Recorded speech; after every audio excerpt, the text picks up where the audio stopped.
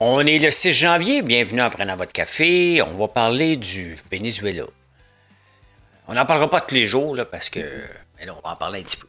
Hein. Ça donne du gaz à Courtney. Hey, à Paris, il se passe quelque chose avec les clubs de football, de soccer. Donc, je vais vous parler de ça. Le déclin des pizzerias aux États-Unis, est-ce que c'est la même chose ici? Pizza Salvatore qui en ouvre beaucoup, beaucoup, beaucoup. Au vouvoiement qui débute au Québec. On devait avoir le REM à l'aéroport Trudeau en 2024. Je vais vous dire en quelle année ça devrait être prêt. Est-ce qu'on a confiance au PME? Est-ce que vous avez confiance au PME, à votre PME, vous autres, pour 2026? Je vais vous parler de ça. Des titres à surveiller en 2026 québécois. On va parler de ça, l'or et l'argent, la défense, Chevron. Est-ce qu'Elon Musk, c'est quoi la date qu'Elon Musk va vouloir un triomphe? On parle de ça. La bataille Oreo et Biscoff. Ça, c'est intéressant en maudit. Une compagnie qui ne sert à rien. Il y en a des compagnies qui ne servent à rien. Je vais vous en présenter une. La compagnie d'auto Xiaomi. Je vais vous parler de ça dans les insolites.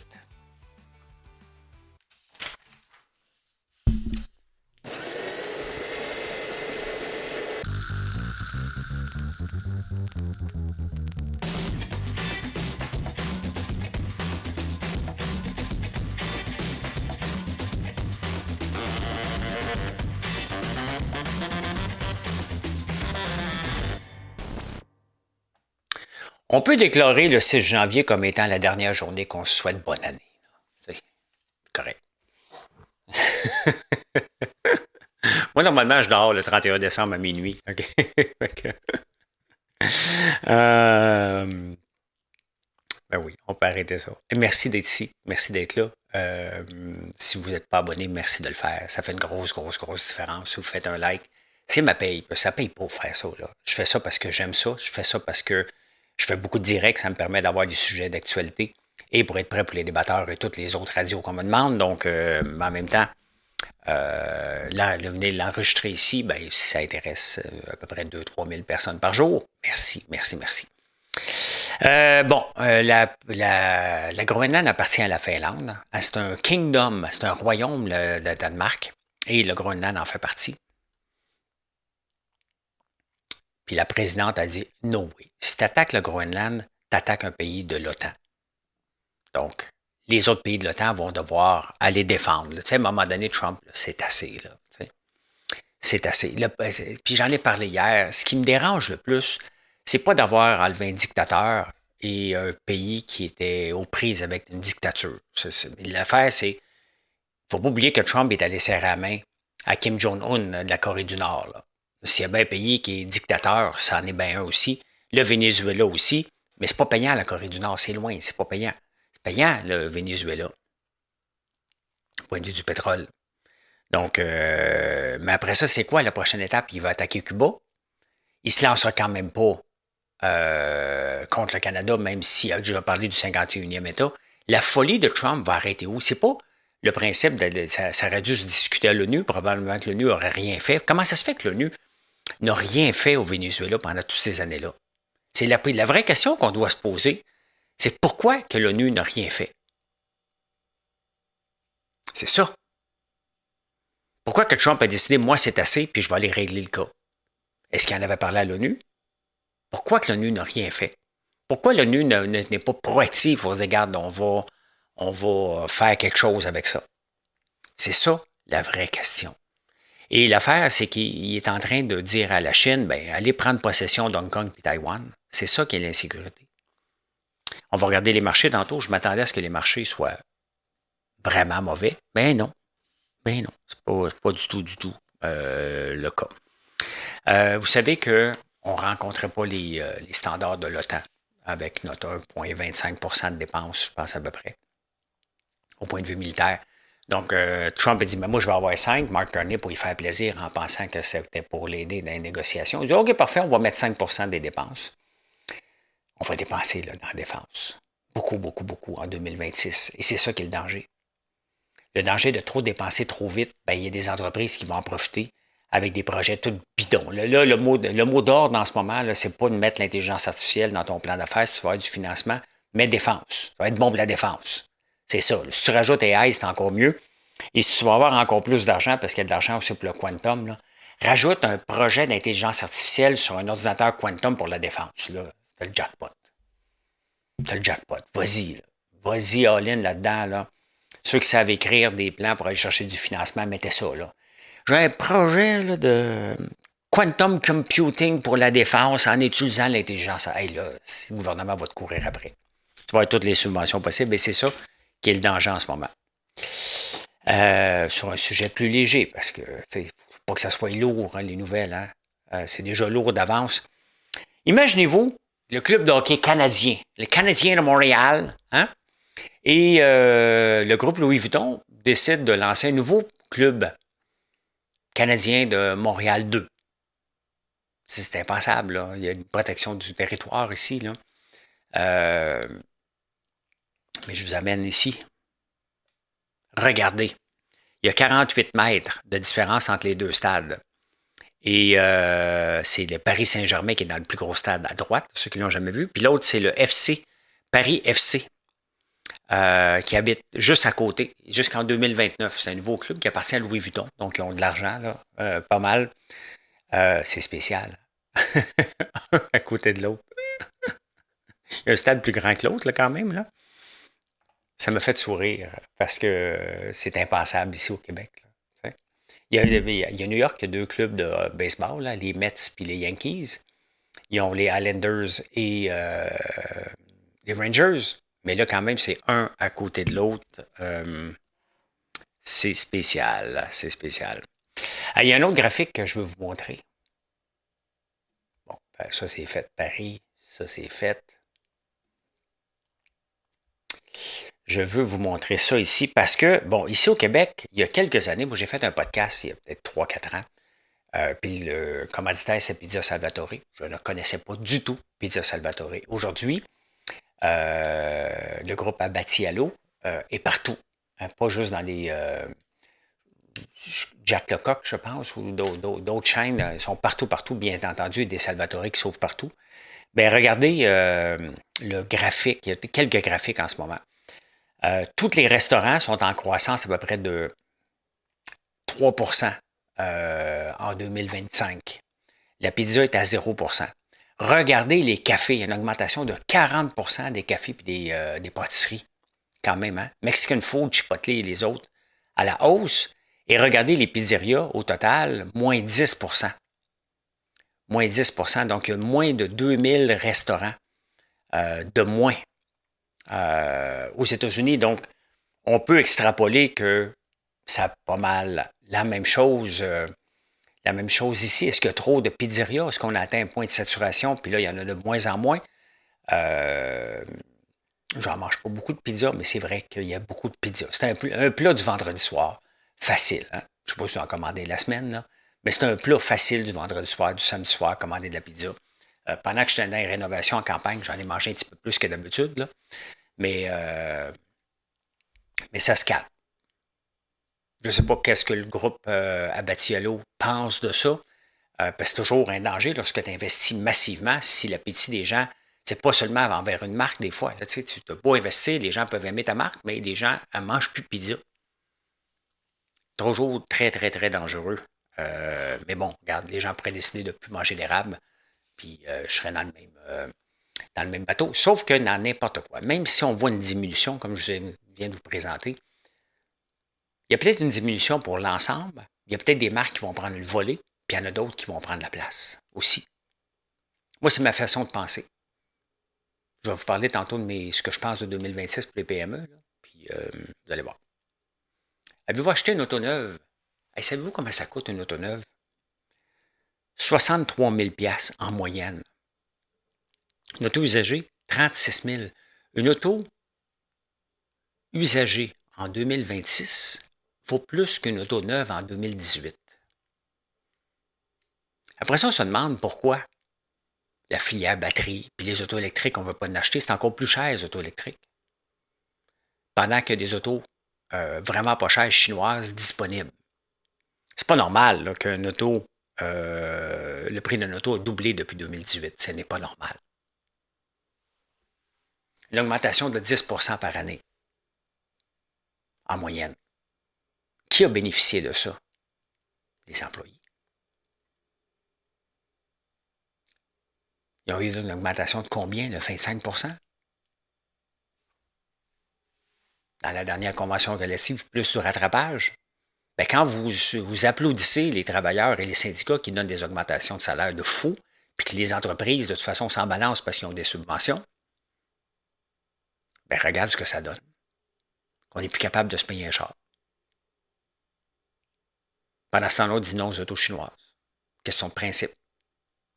Alors, ce qu'on veut, c'est de la libre concurrence pour faire baisser les prix. On s'en fout de Ford, on s'en fout de Chrysler, on s'en fout de tout ça. Ils exploitent le pauvre monde. C'est ça qu'ils font.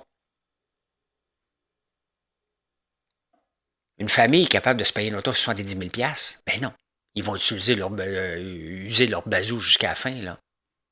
C'est ça que les syndicats ont créé. C'est ça qu'on applaudit, puis c'est ça qu'on veut protéger comme emploi. Ben moi, je compte ça. C'est pas normal qu'une auto neuve coûte aussi cher que ça a doublé.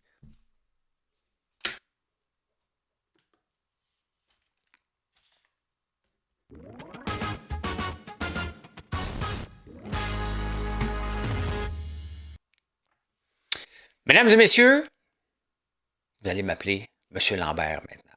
C'est fini, François. Comment ça va, Frank? Non. Mais tu sais, c'est spécial qu'on soit obligé de mettre le vouvoiement obligatoire dans les écoles, parce que dans les écoles privées, le vouvoiement a toujours fait partie. Tu sais, quand on voit que quelque chose va bien, là, OK? Est-ce qu'on est obligé d'attendre une loi? Les directeurs d'école, ça lui tend dessus, là, mon frère fait partie des directeurs d'école, là, de s'inspirer de ce qui va bien ailleurs, de s'informer quelle école va bien, avec les outils qu'on a et les reportages qu'on a, et de voir comment on peut faire une différence dans notre école avant de se faire imposer. Il n'y a rien qui empêchait n'importe quelle école d'exiger le vouvoiement. Absolument rien. Qu'un professeur peut l'exiger dans sa classe, vous allez me vouvoyer. Question de principe, question de respect, question de créer une distance. Tu sais, en secondaire 5, là, le prof qui a peut-être 35 ans, puis la fille qui a 16 ans, qui commence à l'appeler par son petit nom parce qu'elle suit ses réseaux sociaux, tu sais, il faut faire une barrière. Moi, si j'étais prof, j'accepterais aucune amitié avec les élèves. Jamais il m'appellerait François, jamais il m'aurait appelé Frank. Question de créer une barrière pour éviter tout débordement. Pour éviter justement un rapprochement potentiel. Tu veux pas ça. Pourquoi attendre le vouvoiement? Mais bref, c'est là en ce moment. Deux choses sur Montréal-Trudeau. Beaucoup de rénovations à Montréal-Trudeau. Il y a le REM qui était prévu pour 2024. Déjà, là, c'est complètement débile qu'on ait pensé à bâtir un REM sans penser que l'objectif numéro 1, en partant, ce serait de relier l'aéroport au centre-ville. Si on veut faire partie des grandes villes, il faut relier ça. C'était un oubli. Là, on dit, OK, on va le faire. C'était prévu en 2024. On ne l'aura pas avant 2027 si tout va bien. C'est en construction, là. Mais quand même, c'est vraiment des tatas de ne pas avoir pensé ça dès le début. Pas fort. Pas fort. L'autre chose, à partir de Trudeau, si vous allez aux États-Unis, les vols, hein, ça ne nous intéresse plus beaucoup, les États-Unis. Mais regarde, on apprend qu'une famille a décidé d'aller vivre les snowbirds vont en République dominicaine parce que ça coûte moins cher. Mais regarde, il y en a 2 qui sont morts. Mettons que j'étais snowbird. Ben, je choisirais un pays où c'est facile de vivre, où c'est pas trop compliqué et que les risques de te faire tuer ou empoisonner, peu importe les raisons de ce couple-là, je ne sais pas ce qui est arrivé. Mais quand je regarde ça, je me dis, ouais, les États-Unis, c'est quand même pas si pire. Là. C'est le même style de vie à peu près. Là, on ne voit pas de Trump à tous les jours. J'en ai pas de maison. Je ne suis pas rendu là dans ma vie encore. Est-ce que je vais être là dans ma vie? Peut-être jamais, je ne sais pas. Probablement pas. Je ne sais pas. Marilyn aime l'hiver. Fait que c'est assez maudit de dire, mais attends, on s'en va dans le sud. Moins 26% vers Miami, moins 12% vers Vegas. J'aurais pensé que Vegas aurait été plus élevé quand même parce qu'il n'y a plus rien à foutre là-bas. À part d'aller gambler et manger dans les bons restaurants. Là. C'est plus l'attrait que ça avait, là. T'sais? Quand même. Mais quand même, hein? À partir du tour d'eau, moins 26% vers Miami, qui est une place de luxe. D'ailleurs, j'ai déjà voulu trouver des contacts pour vendre mes gaufres en Miami. Nous, on vend le paquet de gaufres 8,99 là, pour nos gaufres à l'érable puis au millilou. Aux États-Unis, un paquet de gaufres comme ça vend 26 US. S'il y a un distributeur aux US qui m'écoute, là, ça serait peut-être le temps qu'on se parle. On peut faire de l'argent tous les deux. Mais tu t'occupes de la vente. Je ne m'occupe pas de rien. Je t'ai vends, les distribue. Est-ce que vous commandez sur Uber Eats ou DoorDash? On en parle souvent que c'est une job d'immigrant. C'est une job pas payante, pas rentable. Ben, tu sais, moi, ça me fait toujours rire quand on dit ça. Parce que c'est bien évident que c'est pas rentable. Tu feras pas carrière là-dedans. Il faut voir ça comme un revenu d'appoint. Moi, quand je vois là, que, regarde, s'il était employé, ça serait pas rentable, mais si c'était pas employé, les gens commanderaient tout simplement pas. Il y aurait une industrie complètement à terre. Ça aide les restaurants, ça aide un paquet de choses. Maintenant, tu ne cherches plus le numéro du restaurant. Tu t'en vas sur Uber Eats ou DoorDash et tu commandes directement de là. Ben, pas mal plus simple. Hein? Pas mal plus simple comme ça. Donc oui, c'est pas un revenu pour te rendre riche, là. C'est le client qui paye à la fin. Il ne faut jamais l'oublier. C'est le client qui paye. Jusqu'à combien il est prêt à payer. C'est ça. Donc, ils ont décidé de faire affaire avec des sous-contractants. Ben, c'est la même chose. Moi, je suis sous-contractant là, pour Bell là, quand je vais faire les débatteurs. Quand je fais Radio X aussi. Là. Ils ne peuvent pas m'avoir comme employé. Avec les avantages sociaux et tout. Ben non, ils ne peuvent pas m'avoir. Ça ne marche pas comme ça. Là. On est tous des sous-traitants. On n'a pas aucune garantie. Ils peuvent me terminer demain matin. Allô, on n'a plus besoin de toi. Mais c'est bon. Merci. Maintenant, c'est pas rentable, c'est bien évident. Là. Si tu cherches à faire un peu d'argent de surplus, mais si tu veux faire carrière là-dedans, c'est pas la bonne place. Arrêtez de revenir là-dessus. Puis il faudrait syndiquer ça, puis les employés. Ben non, ça va fermer. Là. L'algorithme, c'est ce que j'apprends, c'est que l'algorithme est mal fait. Parce que si tu acceptes une job pas payante, il y a des jobs plus payantes que d'autres, l'algorithme va t'en envoyer d'autres. Tu vas dire, OK, lui, il est prêt à les faire. Fait que tu te ramasses juste avec des jobs pas payantes. Mais ça, à un moment donné, un coup, tu connais l'algorithme. Moi, je connais l'algorithme de Facebook. Je le connais pas, mais je le connais un peu. Et je suis le plan. Il me demande 7 statuts par jour, je fais 7 statuts par jour. Ou plus.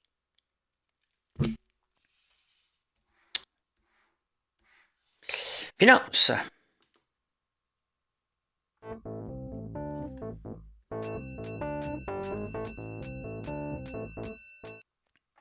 Pas pourquoi faire que je dis finance, parce que je mets le petit intermède pendant ce temps-là. On m'a demandé sur X, est-ce que j'ai confiance au PME en 2026? Ben, moi, je suis un pessimiste, un optimiste. Optimiste réaliste. Est-ce que j'ai confiance? Ben oui, j'ai confiance. Je suis en train déjà d'investir. Ben, on est en train de choisir qu'est-ce qu'on va planter à part le tournesol. Mais je suis en train de choisir qu'est-ce qu'on va planter. Donc, on plante déjà de la citrouille. Quelle autre citrouille? Je veux faire de l'huile de citrouille. Donc, j'ai besoin d'avoir une sorte de citrouille qui va donner ça, de l'huile. Ça me prend une machine pour enlever les graines de ça. J'ai pas l'équipement, j'ai pas l'argent pour acheter un gros équipement, donc je suis en train de magasiner un petit équipement qui va me permettre de le faire. Qui n'est pas aussi gros, qui n'est pas aussi performant, mais qui va être parfait pour que je puisse commencer et de tester le marché de l'huile. Donc, on va avoir soya qu'on ne vend pas, qu'on utilise dans nos cosmétiques, l'huile de citrouille qu'on va vendre, l'huile de tournesol, donc on se diversifie, l'huile de lin, on se diversifie. Donc, donc, je suis optimiste. Je suis optimiste parce que je travaille. Je ne peux pas être optimiste en attendant et en faisant rien. Je suis optimiste parce que je m'occupe de ma compagnie, je parle avec les clients, je travaille en conséquence de sortir des nouveaux produits pour faire rayonner mon entreprise. Donc, je suis optimiste parce que je travaille. Et je suis à l'écoute. C'est la seule raison. Si je ne travaille pas plus que la moyenne des ours et que de mes compétiteurs et que je m'occupe pas je suis pas à l'écoute de mes clients, je ne peux pas réussir. Donc oui, je suis optimiste pour 2026. On va voir à la fin.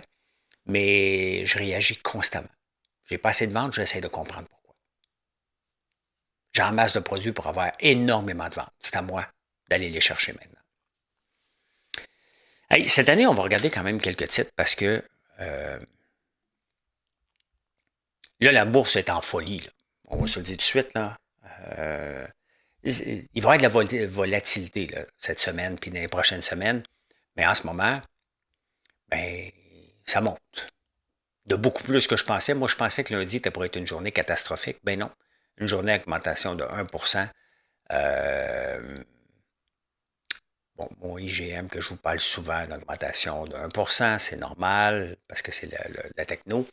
Regardez Costco, 15 piastres en augmentation. Il a beaucoup diminué, là. Mais une belle augmentation aussi. Nvidia d'une pièce. Regardez Tesla de 4%. Là.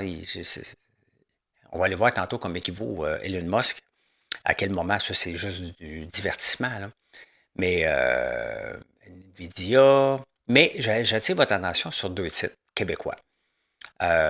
Couche-Tard. Couche-Tard n'aurait absolument rien fait depuis qu'il a essayé d'acquérir 7-Eleven. Donc, j'ai hâte de voir en 2026 quelle est la stratégie de Couche-Tard pour revenir comme un vrai fleuron, une entreprise donc de la croissance énormément. Si on regarde le dernier pic est en février 2024. Donc, ça, c'était à 86 75. Pas été une bonne année. Là. Pas du tout été une bonne année. L'autre compagnie, est-ce que ça peut maintenir? Ben, il y en a qui ont reçu un dividende spécial, le groupe Dynamite, de 2,30 par action. Mais est-ce que ça peut se maintenir, une augmentation de 2 Est-ce qu'il y a eu une augmentation de 340 l'année passée? On ne peut pas avoir ça cette année. Est-ce que c'est ça le vrai prix de groupe Dynamite? On va le savoir en 2026.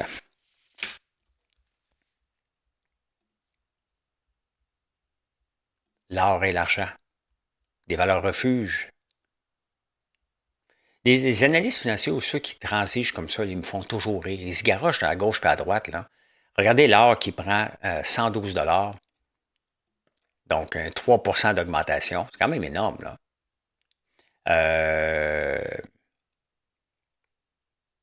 Silver, my God, que c'est slow. L'argent qui prend 5,77 le cuivre, 4,77 bien ça, je n'ai pas regardé, mais ça, c'est bon pour la bourse canadienne. Parce que la bourse canadienne, c'est ça, c'est beaucoup de banques et de... On va aller voir ici. Beaucoup de banques. TSX, bon, ça remonte un peu. 0,80, on est vraiment à son plus haut, hein. C'est all-time high en ce moment, là. Si je regarde bien comme il faut. Le Nasdaq, non, pas encore.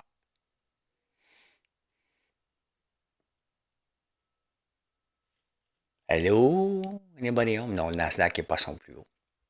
Le Bitcoin qui reprend. Mais là, c'est un peu slow, là, tout à coup. Là. Collabore un peu l'ordi, là. Ça allait bien, là. Il y a un moment donné, dans le show, l'ordinateur en arrache tout le temps. Ben écoute, une belle augmentation, qui est une valeur refuge aussi. Et une qui ne l'est pas, c'est le dollar canadien. Regardez-le plonger. Le dollar canadien, ben, c'est bien évident, parce qu'avec ce qui se passe au Venezuela, qui est le même pétrole que le Canada. Donc, est-ce que les États-Unis qui achètent du pétrole canadien vont se revirer vers le Venezuela? Est-ce que la Chine va continuer à acheter du pétrole vénézuélien? Est-ce que le Canada a une opportunité? Pour le moment, les gens ne voient pas d'opportunité. Pour le moment, les gens disent ouais, c'est pas tellement bon ce qui se passe, mais ça a augmenté. Regardez, il y a quand même du yo-yo. Ben, regardez ça. Ça a descendu, ça c'est aujourd'hui, ça a frappé 72,37 et là, ça remonte, probablement parce que la Chine a peut-être dit, là, c'est dur parce que les nouvelles vont très vite. Peut-être que la Chine a dit, ben, dans le doute, on va acheter du pétrole canadien. Peut-être c'est ça qui s'est passé parce qu'il tombait royalement et là, il remonte, il reprend du poil de la bête un peu.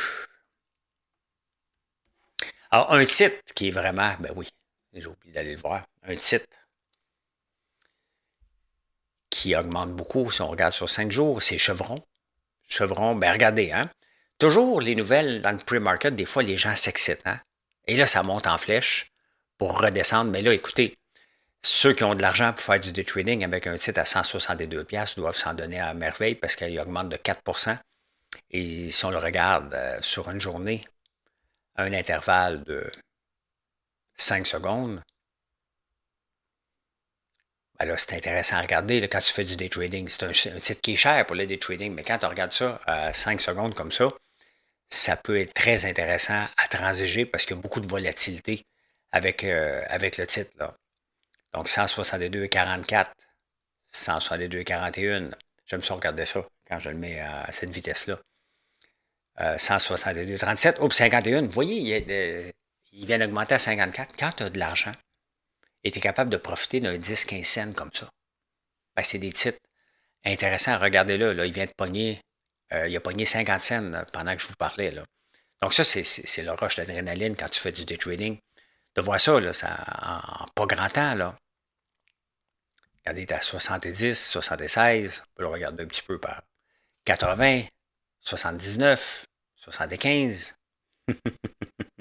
J'ai l'impression que je suis en train de faire de l'enquête. Oh, OK, il vient de descendre encore. Là, il est dans le top du Bollinger Band pour le 5 secondes. Donc, mais bref, on reviendra le revoir tantôt. On va continuer le show, puis on reviendra le revoir à la fin. Voilà. Elon Musk, je viens d'en parler. Combien va valoir Elon Musk d'ici la fin de l'année? En ce moment, il vaut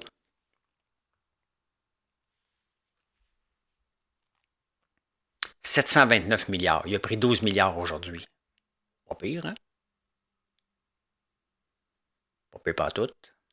Google, Larry Page a pris 2,1 milliards. Non, ça, c'est juste aujourd'hui. Là. Donc, Google doit bien aller aussi. Mark Zuckerberg aussi, 4,4 milliards. C'est énorme, hein? Avec SpaceX et tout le reste, si Grok va bien, ben écoute, ça va exploser. Moi, je pense, je vais faire ma prédiction. Là. Je pense que j'aime pas ça des prédictions, c'est juste pour s'amuser. D'ici le mois de juin, Elon Musk va valoir un trillion. Un trillion. Hey, vous savez qu'on a des chocolats au Biscoff, on a des guimauves au Biscoff et vous les aimez. C'est un produit que j'aime beaucoup, beaucoup, beaucoup, les biscuits Biscoff. Ça appartient à une compagnie belge. Ils prennent de l'expansion un peu partout. Leur compétition, pour eux, c'est Oreo. Oreo qui appartient au groupe Mondelez. Oreo, les biscuits Oreo, mondialement, c'est des ventes de 4 milliards par année. C'est quand même beaucoup. Hein? Et Biscoff, c'est 700 millions. 700 millions. Donc, je fais partie des fans des Biscoff. J'en vois, puis je me retiens pour ne pas en acheter. Puis c'est pour ça que d'ailleurs, on a acheté la tartinade pour en faire des guimauves et des chocolats, parce que j'aime beaucoup, beaucoup ce goût-là. Donc, si vous n'avez jamais goûté, vous pouvez aller voir sur notre site. Mais c'est une bataille. Ils ont décidé de prendre des parts de marché et d'attaquer Oreo dans leur marché à eux et jouer la game de la concurrence un peu partout. Donc, ça va être intéressant. Mais quand même, 4 milliards versus 700 millions. Pas pire. Pas pire, doute. Hein? Vous savez, Meghan puis Harry. Meghan, elle se cherche. Hein? Et c'est une compagnie qui ne sert à rien. Il y a un article dans un journal qui dit, mais ça sert à quoi, cette compagnie-là? As Ever. C'est le nom de la compagnie de Meghan. Excusez-moi, je pensais que je vous le montrais. Et le monde dit, ouais, mais ça, c'est le genre de compagnie qui ne sert à rien. Avant des packages de marmelade, de raspberry spread et tout ça. Mais quel est son avantage? Qu'est-ce qu'elle apporte dans le marché? Quel est son avantage différentiel? La même chose qu'on va se poser comme question. Quel est ton avantage concurrentiel? Quel est ton élément différenciateur? Quel est son élément différenciateur, à part qu'elle veut copier de Goop Project, un peu différent, mais de Gwyneth Paltrow?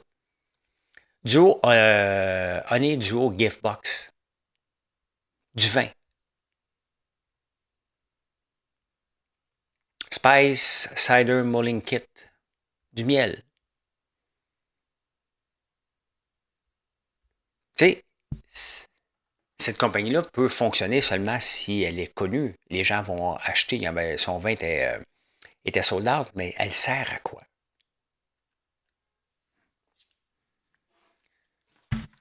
C'est ça qu'il faut se poser comme question quand on se lance. C'est quoi votre élément différenciateur? C'est quoi son élément différenciateur? La marmelade, elle tripe sa marmelade, c'est quoi son histoire? Il n'y a pas d'histoire derrière cette entreprise-là. Il y a des produits, mais il n'y a pas d'histoire. Impossible qu'on la voie. Le Venezuela, le pétrole, j'en ai parlé. Ben, parfait, on s'en va insolite.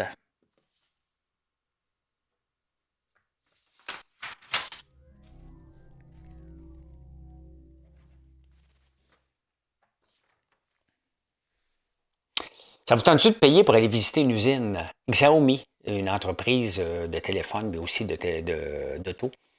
Une usine où il n'y a pas un employé dedans. Ils construisent des autos juste avec des robots. Ils roulent les lumières fermées, posent une lumière. Le robot, il s'en fout, lui. Il y a 100 000 personnes qui ont appliqué pour 200 places pour aller visiter l'usine. Les gens veulent aller visiter cette usine-là. C'est devenu un happening. Ça s'est passé sur les réseaux sociaux, ça part s'en fout. 100 000 personnes veulent aller visiter l'usine. Seulement 200 personnes ont pu y aller le voir au mois de décembre parce qu'ils ne permettent pas à tout le monde. C'est juste sur un... Ben, tu peux y aller, mais voici l'événement. Donc, j'ai hâte de voir les ventes de Xiaomi dans les prochains mois. Qu'est-ce que ça va donner, cet engouement-là pour aller visiter l'usine? Hein?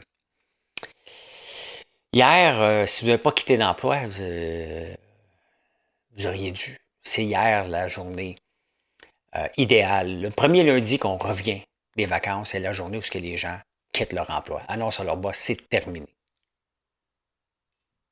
C'est pas fait. Vous savez ce que vous avez à faire aujourd'hui. Mission accomplished. Merci d'être là. Je vous souhaite une excellente journée. Venez nous voir sur françoislambert.one et passez une excellente journée.